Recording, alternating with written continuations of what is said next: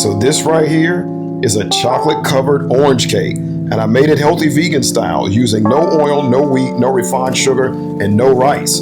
This was a special request and I filled it, and I can't wait to taste it. But first, I'm going to show you how to make your own.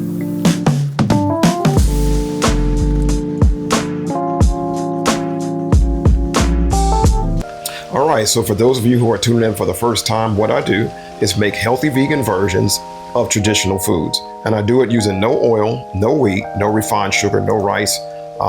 And today I'm making a chocolate covered orange cake. Now this is a recipe that I put together because someone requested it, and I take requests. So you guys can request things in the comments. It may take a few months before I get to it because my menu is planned so far out, but eventually I will.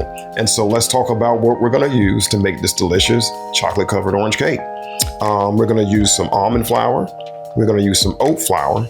We're gonna use some plant milk. Now the milk that I'm using is walnut milk, but you can use any plant milk, will do the trick. We're using some organic oranges here, some vanilla.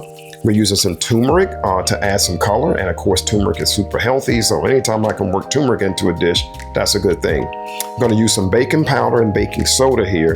And then of course, we're gonna sweeten it with dates, of course. We're gonna sweeten it with dates. Okay, so these are ingredients for our chocolate covered orange cake. Let's start putting it together. Okay, so the first thing we're going to do is mix our dry ingredients, our flours, our turmeric, and our baking soda and baking powder. So my go-to flours for replacing wheat flour, particularly in cakes, is a combination of oat and almond flour. For me, this combo produces the best results. Okay, so now I'm going to set my dry ingredients aside, and I'm going to zest and juice my oranges. So I always use organic, but when using the zest of any fruit, it's particularly important to use organic to avoid the chemicals that are sprayed directly on the fruit skin. All right, so now we've got all our dry ingredients blended. We've got our orange juice and zested. That's set aside. Now it's time to put our dates and our wet ingredients together and get them blended up. So this process is similar to making date paste, only I'm using a combination of plant milk and orange juice instead of water to blend the dates until they're smooth. Okay, so now I've got my wet ingredients blended, our dry ingredients are ready, and so we're gonna mix the two together. So once you mix the wet and dry ingredients, the batter will have an almost foamy-like consistency. Now this is just the orange juice reacting directly with the baking powder and the baking soda. All right, everything is combined now. It's time to get our cake into the oven. That's what I'm gonna do right now. Okay, so now I've taken my cake out of the oven, and you can see here, it looks really nice. Now it's just a matter of letting it cool. That's important to let it cool completely before we add our topping. So I'm just gonna set this aside, and next we're gonna get our topping ready. So the next thing we're gonna do is make our topping for our cake. And it's gonna be a chocolate topping, and I'm gonna use these ingredients to make it. I'm gonna use some organic unsweetened chocolate. Now that's very important. You know, sometimes it's hard to find unsweetened chocolate, but that's important to me unless it's date sweetened. But these are unsweetened chocolate chips here, little chocolate discs.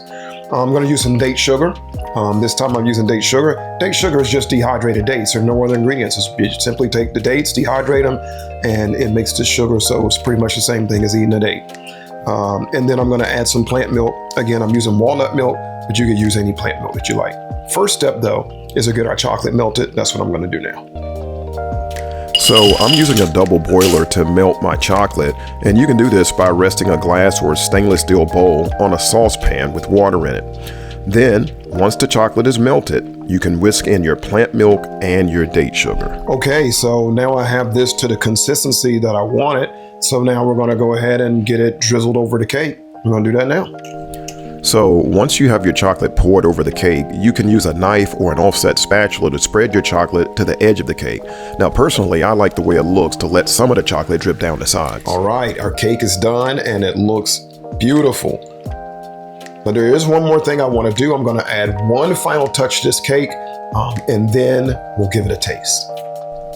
And that final touch is to add some oranges, of course.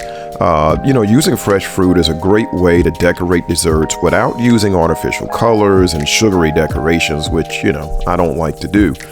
And look how beautiful this is.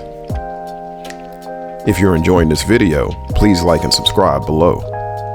Okay, so I've cut me a piece of this delicious looking cake, And again, guys, the oranges are totally optional.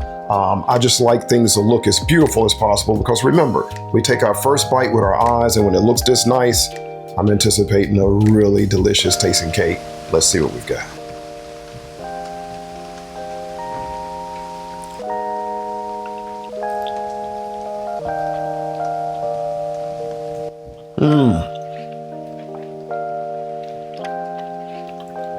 That is so good.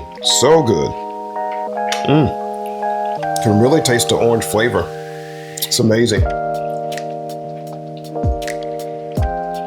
All right, guys, so another delicious, healthy vegan recipe for you to make. If you like the flavor of orange and chocolate, you gotta make this cake. It is absolutely delicious. You'll love it. So if you're new to my channel and you're not sure how to get the recipe, look below the video and tap on the word more. You'll see the beginning of the recipe. Then tap on the word more a second time and you'll see the full recipe, and then you can begin to make your own.